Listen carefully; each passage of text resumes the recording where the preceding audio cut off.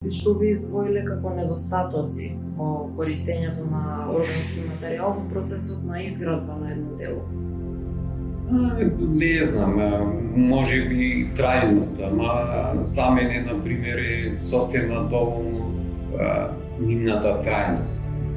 Сега овие материјали, например, не може да бидат изложени на надворешни влијанија на вода.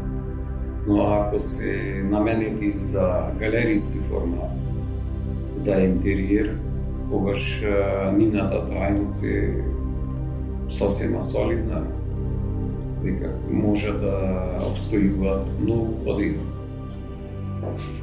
А и за мене е то доволно. Мислам, ја и не инсистирам на материјали што се трајни.